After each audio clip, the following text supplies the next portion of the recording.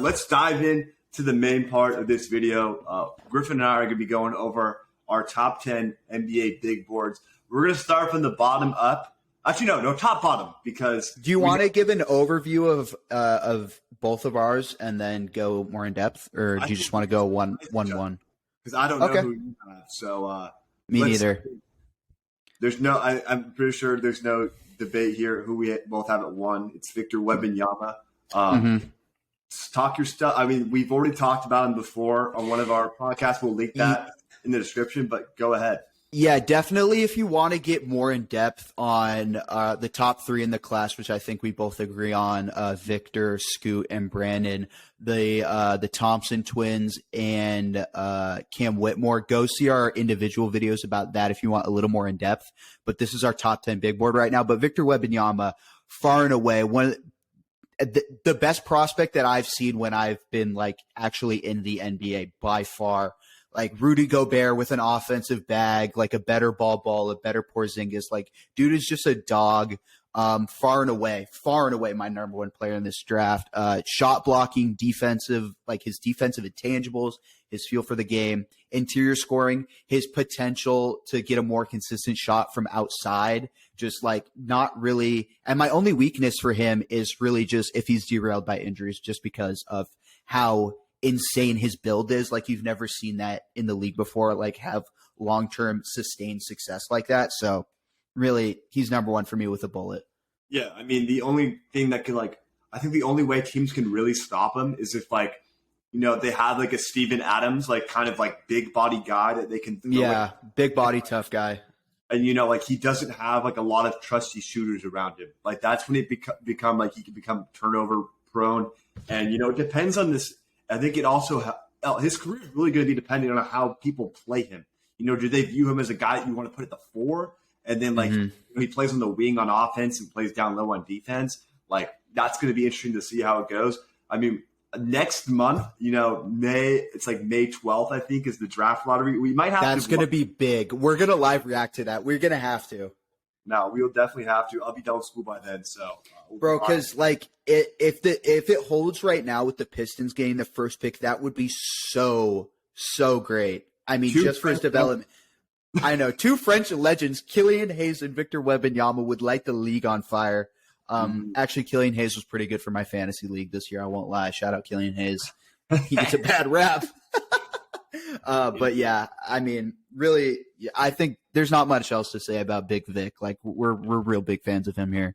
And yeah, we're currently in the works of, getting that draft guide going. So probably maybe the end of next month, we'll send out like kind of a version 1.0 of what we got going. So look at that as well for some more detailed information.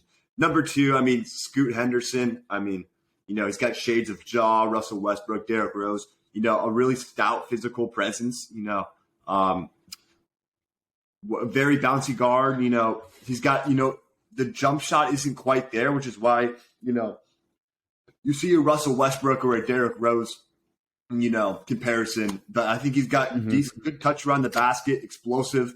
What else do you want to add to that? Yeah, I really like Scoot, and there's been a lot of talk about having Brandon Miller as a 2nd overall prospect, but for me, Scoot is still number 2. I think my concerns when watching him play, like more in depth, like actually watching a game of him and not watching highlights, he has like the end of the shot clock tends to take a lot of like bad 2s. Like long 2s that aren't really the best. And also, again, like the 3-point shot isn't like, it's not terrible. Like, it's not Thompson twins level bad, but it's also like not incredible. Like, it's definitely something that needs to be worked on, but it's not by no means like something he can't fix. But I really like him as a prospect. I think he'll be good. I think again, if the standings hold and the lottery goes, like if it went in how many losses teams had, I think he'd be a really good fit on the Rockets. Ime Udoka is the new head coach that just came down. I think he'd be a good fit there. So yeah, not much else to say about Scoot. We've already gone in depth on all these guys. So yeah. And then number 3, Brandon Miller. I mean, he could have been number 2, but that tournament performance was horrendous. I think it was You mean from what I've been hearing from a lot, it's like at the end of the day, you can't take too much stock into it. And I've also heard he was injured, like the groin Yeah. injury that he had during that And- could have also played a part in that. and he's the primary scorer on that team, so they're always going to be locked in on him. And Mhm. he's going to have that a lot better with more talent around him. Not like there wasn't great talent on Alabama this season with potentially another first round draft pick on that team in Clowney, but no, I mean he's great. 3-level scorer. He's had some great games this season, and I think he's going to be great wherever he lands. At the moment, San Antonio. I don't think San Antonio would be a great fit for him because Neither do I. Johnson, Branahan. They might want to work up Devin Vassell. I think it would work better if he went down a spot there to Charlotte. If he stayed whereas they were. But again, any more quick thoughts you want to add? Yeah, I think really just talking about his tournament performance more, like just trying to think back, like I don't have the numbers in front of me, but looking back at like top freshman prospects in the tournament, they never really are like that incredible, especially since Brandon Miller was dealing with that. Guy that's really been incredible. Yeah, and he was by far and away the consensus number one in that draft, and Brandon's not. So I'm not going to take too much like stock into that. Again, off the court issues kind of in something to keep an eye out there. Maybe not some of the best judgment. And yeah, shooting just his 3-point shot percentage towards the end of the year. Again, I don't know if that's injury wise or maybe something else, but his percentages were kind of worse than they were early on in the season. So I think that's also something to monitor. But overall, again, another prospect that I really, really like. Yeah, I mean, to come out with the mindset that was going on, everything going on in that South Carolina game, like after all the moves on him, he drops 41 points. Like that, like shows a lot about a player's psyche, and I think that's he can overcome adversity, whether that adversity, depending on what that adversity is. You know what I'm saying? I mean, regardless of how, it was terrible what happened. Yeah, of course. At the end of the day, the story is not complete, but it's something that at least nab on. But and I imagine we're same at number 4, Amen Thompson, or you different here? We're different. Okay, we're different. Before we start, when we did our deep dive of the Thompson twins for that video, I think we were both like there was a lot of hype going into that, and then once we did the deep dive, I think they went down for me quite a bit. I just think the level of we'll get into it more where they are on my board, but the level of play and their 3-point shot, their half-court offense, big red flags for me. So you can talk about why they're 4 on your board, but I have Anthony Black at 4 for me. Okay, I mean he's up there as well for me, but I mean I think it's just the physical tools are just too much to pass up on. I mean Anthony Black's a guy I'm really high on, but the reason why I have Amen Thompson over him is because we haven't really seen an athlete like this at the point guard position in a long time. And he's a tall frame, coming at 6'7", 200 pounds. He's going to be a monster if he can get in the right situation. A transition nightmare, whether he be, going to the rim, passing out. And defensively, he's got so much versatility. It's exactly what you want in the league nowadays. And I mean, the jump shot, I don't know if it'll really ever get there. If he's like a 32% guy, like so be it. But as long as he's not being a liability for his team, I think if he's a guy that you can't like not leave open, you know what I'm saying? Like you'll have to have like someone on him. I think it'll be like that'll be serviceable and enough, and he'll be that's when he'll be like good in the league.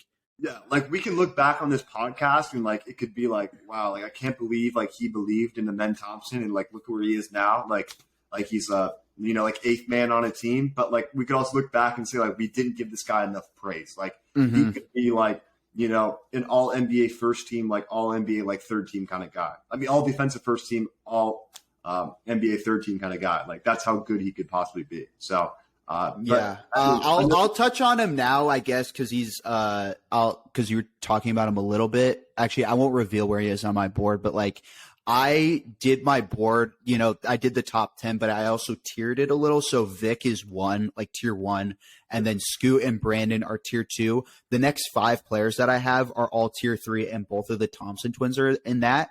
So it's not like I don't think I think he could definitely have immense success in the NBA and even be like get to the level of superstardom or an all-stardom.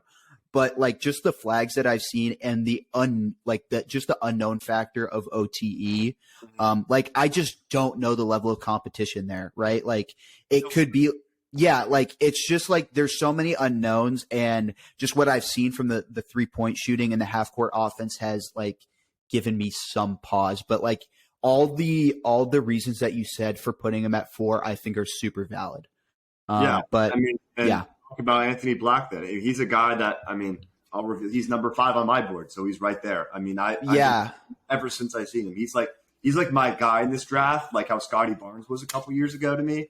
But like I think, because I'll probably have stuff to say as well. Yeah, because for a player comp that I had, I don't know what you have for him, but like I just saw a lot of Lonzo Ball, Josh Giddey type stuff where the 3-point shot is a little unorthodox, but like if he really gets that down, the mechanics down, he'll be like A-okay. But like big guard, incredible passing, really good defensive instincts, like can go up and block shots, like great athleticism, great passing. Like, I don't know, just like I love big guards, and like the framework that guys like Josh Giddey and Lonzo Ball have, those are like my guys when it comes to the draft. Like I think those sort of guys will translate into the NBA regardless or not. Cause I remember we did the Josh Giddey draft, and I think we were both, at least I don't remember what your consensus was, but I was pretty high on that OKC draft pick just because of what I saw. And I'm seeing a lot of similar things with Anthony Black right now. Yeah, no, I mean, I thought the criticism was harsh. I mean, I wasn't too high on him because, we didn't see like any great game-breaking athleticism from the guard position for like shot creation. But I mean, he's proved everyone wrong. I think he's well on his way to an All-Star appearance in maybe the next 3 years. Yeah, take it. But no, he's a guy that can average, like 19, 8, and 8. That would be spicy. And I love that ferocity he had in him in the playoffs, especially against that Pelicans game. I mean, Anthony Black, we'll just move on. He's number 5 on my board. I had shades of Josh Giddey, Tyrese Halliburton, DeJounte Murray, kind of like long, lengthy guards. Halliburton had more of a polished 3-point shot coming out of Iowa State, but his form is, unorthodox as well. It's not like the most pretty looking jumper. But I've watched a lot of Anthony Black tape. Like, I love watching his game. And, he's just a prototypical guy you want to run the show for your team. It's his basket. I think he's the best pure passer in this class as far as I can see. And he's really active on the boards. He's not afraid to get up there, and which reminds me a lot of Josh Giddey. He'll go up there and rebounds for you. Like Josh Giddey, like led the Thunder in rebounding this year, which is crazy. And, like his 3-point shot, again, it's not good, but I think like defenses are going to show respect to it because like if you give him space, he knocks it down. I mean, like it's cliche, but like I've watched enough to see that. He's real crafty around the basket, but like he's also going to, finish with power at times as well. Like I said, I see so much Josh Giddey in him. It wouldn't surprise me if he was a guy also that was like leading the league in steals at one point in his career. Like he's like that as well, very active in the passing game. The real knocks on him are, again, that jump shot and the turnover concerns, but he's a guy that's so versatile. Like there's going to be so many ways you're going to want to get him on the court. And, I think, Washington could be a great fit, if they, make him feel more of an off-ball guy. His future in Washington's interesting, or, whether it be Johnny Davis, who knows? He had a good end of the year. Utah, I think Utah would be fantastic to have him with Kessler, Lauri Markkanen, or if Brooklyn can pull something off, I think that'd be a great league guard. Yeah. That was one of the things I thought, but I think he's got all rookie first team potential in his first year. So he's my number 5. Who do you have? I have Jarris Walker as my number 5. Okay. To me, he is the prototypical, like exactly the ideal modern NBA 4-man.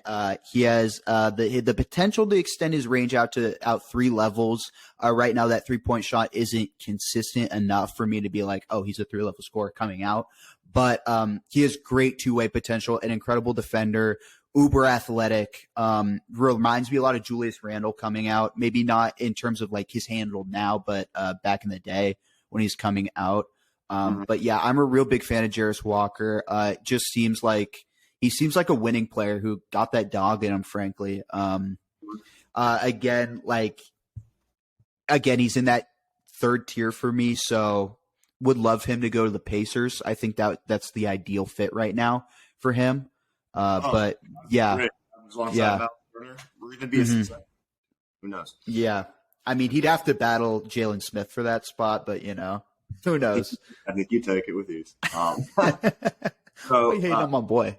We got through number 5 so far. I mean, you had Walker. I had Anthony Black. Who do you have at number 6? I have Amen Thompson at number 6. I think this is the floor for me. I think if he falls back past 6 on your big board, like I don't know I think there'd be issues there. But yeah, I really like for all the reasons you said and more. Honestly, like he has great potential, but I think we've gone over my concerns with him. OTE, level of play, 3-point shot, and half court offense are all kind of concerns that I have. So that's why he's at number 6 for me. Who's your number 6? I got his brother. I got Asar Thompson. Okay.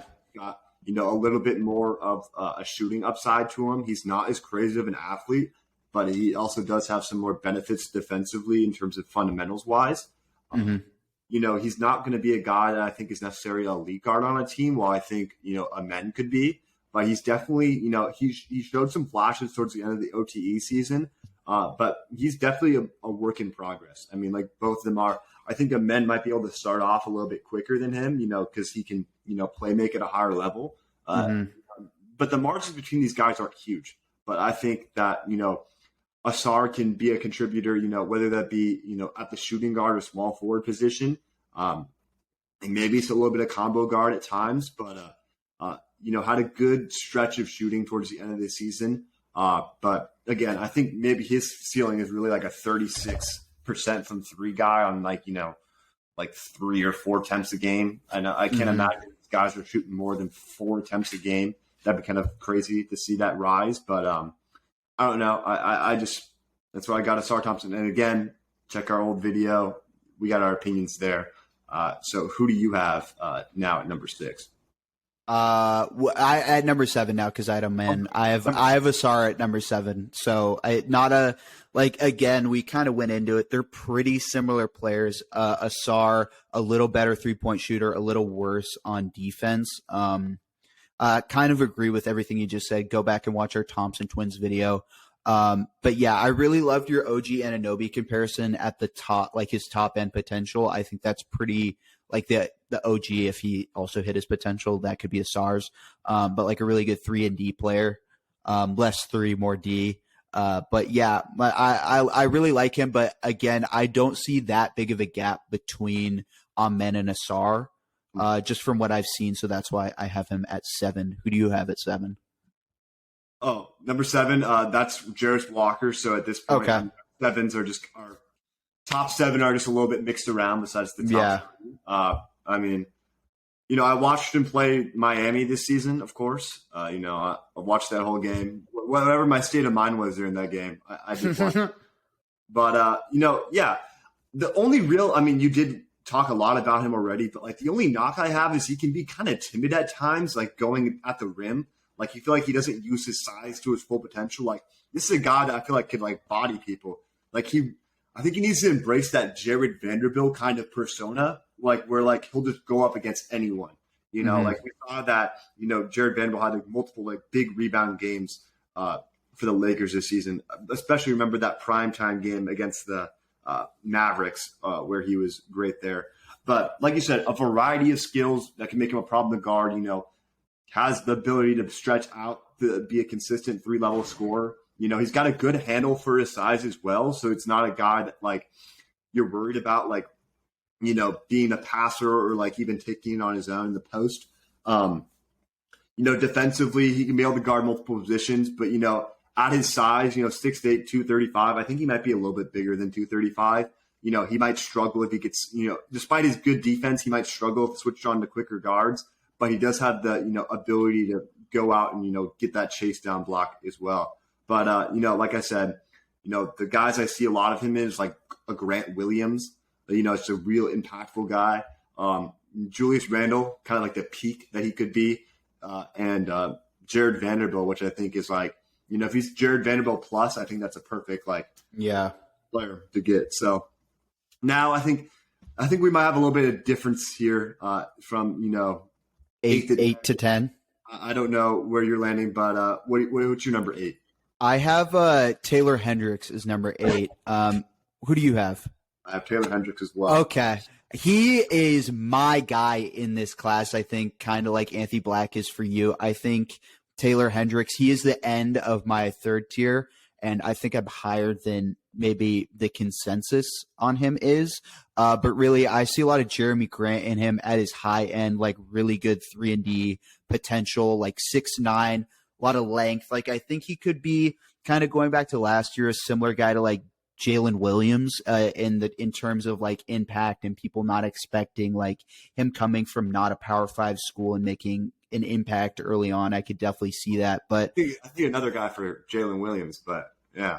Oh, well, also I could see that for Cam Whitmore as well. Oh, no, I was not talking about. We won't talk. Oh, you were not talking?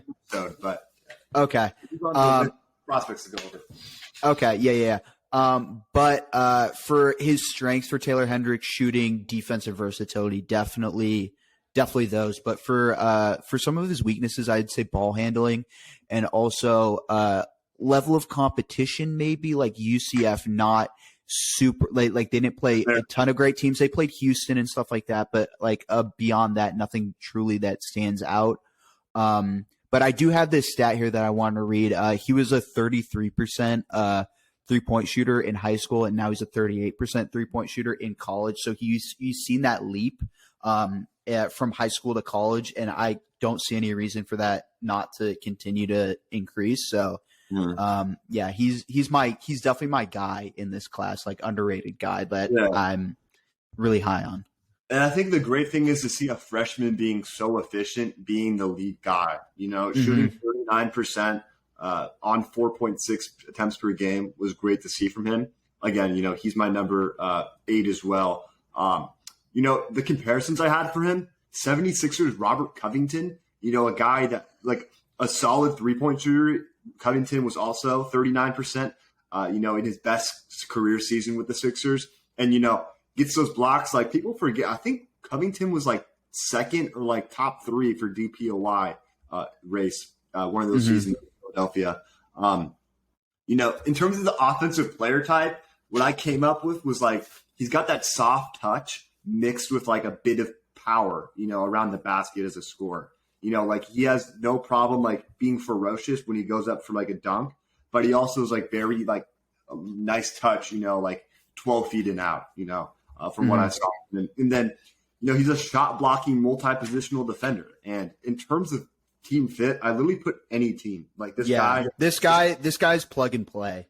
He can play on any team. I also had like Jaden McDaniels as another guy that I comped him to as well, which I feel like fit nicely, like a tall, like not very like bulky wing that can, do a lot out there.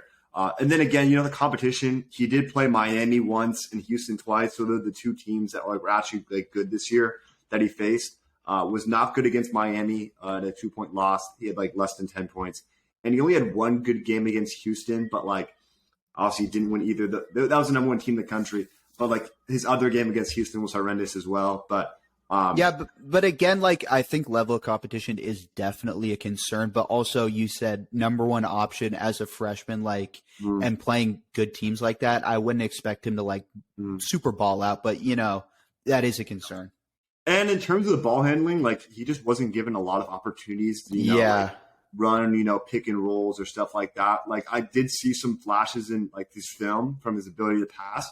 Not like he's going to be a Draymond at like a power forward position. And I know he played a little bit of center at UCF. I hope that's not where teams try and throw him. I think he could do that in like certain lineups, but like, I really just want to see him, like he can even play some 3, I think, if you really wanted to mess with it, like be like, like how Orlando has so much length. I think he can go anywhere from, I saw him mocked at number 4 today. I think he can go like as low as like 15. Like I think there's like a lot of variety in his like where he could go, but I think he's a great guy nonetheless. I was considering putting him at like 6 on my board, but I trusted the Thompson twins a little more, so I put them. But I moved him down a little bit. But like I could definitely see him getting picked high in this draft. Yeah. So who do you have at number 9? Number 9, I have Carson Wallace from Kentucky. Cason Wallace, but okay. Oh, Cason Wallace? Sorry. I misspelled it. Cason Wallace. For his player comp, I have low end Drew Holiday, more athletic current CP3 maybe. Like definitely not CP3 at his prime, but like what Chris Paul does now with a little more athleticism. Like I like him. He's a 3-and-D point guard, basically. Good feel for the game and pretty solid spot up 3-point shooter. His pluses for me: defense, athleticism, 3-point shot, but his off the dribble shooting is definitely a concern. Shot 34% from 3 at Kentucky. He's athletic, but he doesn't get around guys super quick. Like he's not quick, he's athletic. You know what I'm saying? Yeah. Like him, but he's definitely the start of my tier 4 where we get to like role player. I don't see him ever getting beyond that. No, okay. I mean, so number 9, I got what's his name? Cam Whitmore out of Nova. I mean, an interesting player nonetheless. I was really high on him the first time I watched his tape.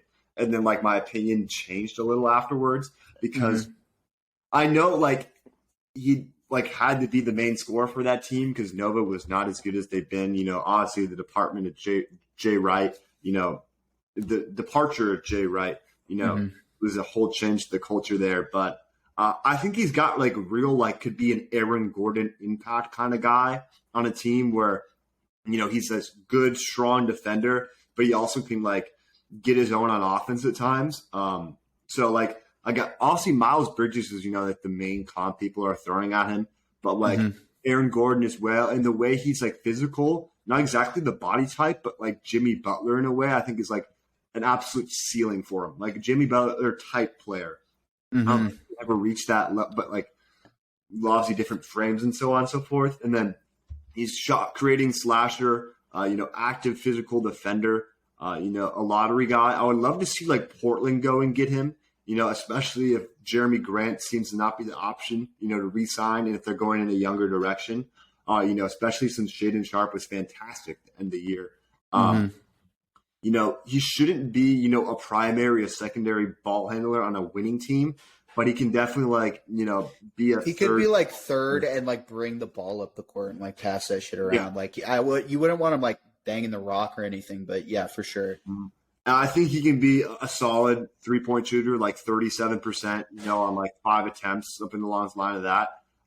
You know, he needs to learn, like I said, how to share the rock because, you know, shout out Michael Porter Jr., but that dude does not share the rock. And that's like one of his big faults. Like Aussie, he plays with a great playmaker in Nikola Jokic and Jamal Murray, but like that dude will not pass the ball if his life depends on it. And Cam Whitmore, I watched plenty of times where he'd drive the basket. He's got a dude in the corner and he goes up on 3 dudes when he can clearly just swing it to the corner and, you know, get a much more efficient look. And then, you know, in terms of ceiling, he's like a third option. You know, I think he can average, you know, like 18 points per game on like a real good team. You know, he could probably get near like 22, like on a, you know, like how Miles was before, like, you know, everything happened. But, you know, he'll be back, I guess. You know, he got but, you know, I think it really sucks because Whitmore committed to them before Jay Wright, you know, announced like his retirement from coaching. So, like, he probably could have benefited a lot from that. Yeah, it would have been interesting if he was on a Jay Wright in Villanova instead of what he was. Look at Josh Hart. Look at Jalen Brunson. Look at Mikal Bridges. All guys that, you know, impactful players on winning teams. I mean, of course, when Bridges was on, you know, Phoenix and, you know, Brunson and Hart together now are a great pair. But I see people that are a lot higher than him, you know, than 9. But, like, I can't really see it right now. It might change, too. I might even drop him lower depending on when I get a real look at some other guys. But, you know, 9's where I have him right now. And who do you have at number 10 then? I have Cam Whitmore at 10. I did a similar kind of deep dive after I watched your deep dive video that we did on the channel. And I came to a lot of similar conclusions. Yeah, RTBMB definitely like a similar player, but also like maybe like I don't know, at his floor, like a more athletic, like Jay Crowder, maybe like something like that, where like a super streaky 3-point shooter, but a solid defender. But yeah, I had him for the similar reasons: negatives, tunnel vision, streaky 3-point shot, stuff like that. Yeah. Who do you have for 10? I got Casey Wallace. So I mean, we Okay, so we had the same top 10. Yeah, but I mean, some honorable mentions to some guys. Nick Smith. I mean, he's right outside that top half, top 10 for me. Keontae George, I don't know. There's a lot of areas of concern for him. People want to throw him like Jamal Murray level, which I don't personally see. Yeah, he's fallen a lot. It seems like he started off a lot higher, like 5 to 8 range, and now he's more late lottery. Yeah, I mean, is there any guys you want to shout out as well that like intrigue you? Nothing that I haven't done like a super deep dive. The Rupert from New Zealand, or playing in New Zealand and France. I've liked him. I liked where is he? Flipowski from Duke. I really liked his ACC tournament. I thought that was pretty solid. He's going back to school, so he's going back. Okay, well then never mind on him. But also the other Duke guy, Derek Lively, I liked him as well. How he ended the year. But nothing else. I haven't done like a super deep dive outside of the top 10/lottery guys, so I need to do that still. But those are some of the guys.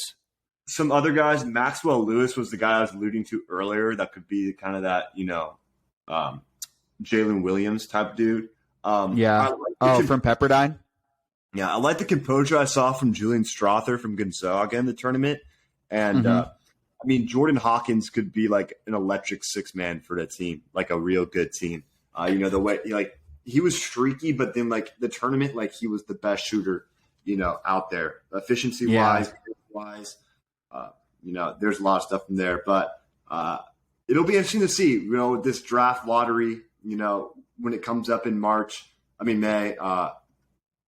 It could go a lot. The draft lottery will honestly change. It will determine everything for this class. Like you could definitely see where these guys will slot in based on fit, a lot, and especially who gets one, bro. If you get Wemby, you win. You know what I'm saying? So, the draft lottery will be huge.